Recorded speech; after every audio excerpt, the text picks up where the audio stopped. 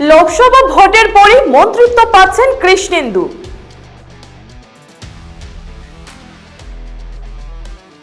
মন্ত্রী পরিমল শুক্লবৈদ্য যাচ্ছেন কেন্দ্রীয় রাজনীতিতে।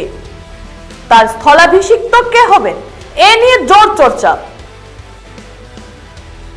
অসমের একমাত্র বাঙালি মন্ত্রী পরিমল, তার স্থলে বাঙালি কাউকে মন্ত্রী করার দাবি।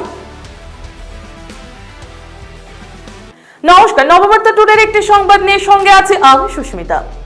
লোকসভা ভোটের প্রার্থী তালিকা প্রকাশ হতে বরাক জুড়ে নতুন এক চর্চা শুরু হয়েছে। কে হচ্ছেন মন্ত্রী? আবগারি মিন ও পরিবহন বিভাগের মন্ত্রী পরিমল শুক্লবৈদ্যকে শিলচর সংরক্ষিত আসনে প্রার্থী করা হয়েছে। তাই সাংসদ নির্বাচিত হলে তার বিধায়ক আসনটিতে আবার উপনির্বাচন হবে। এখানে কে হবেন পরবর্তী বিধায়ক তা সময়ই বলবে। তবে পরিমল বাবুর স্থানে কাকে মন্ত্রিত্ব দেওয়া হবে এ নিয়ে চলছে জোর চর্চা। দাবিদার দুজন, একজন পাথারকান্দির বিধায়ক কৃষ্ণেন্দু পাল। কৃষ্ণেন্দু পালকে মন্ত্রী করে দাবি দীর্ঘদিন থেকেই। দুবারের বিধায়ক কৃষ্ণেন্দু তার কাজের ভিত্তিতে অনেকটা জনপ্রিয় মুখ হয়ে দাঁড়িয়েছেন। তাই করিমগঞ্জ জেলার মানুষ চাইছে তাকে মন্ত্রী করা হোক। এখন দেখার বিষয় মামা কি ভূমিকা নেন।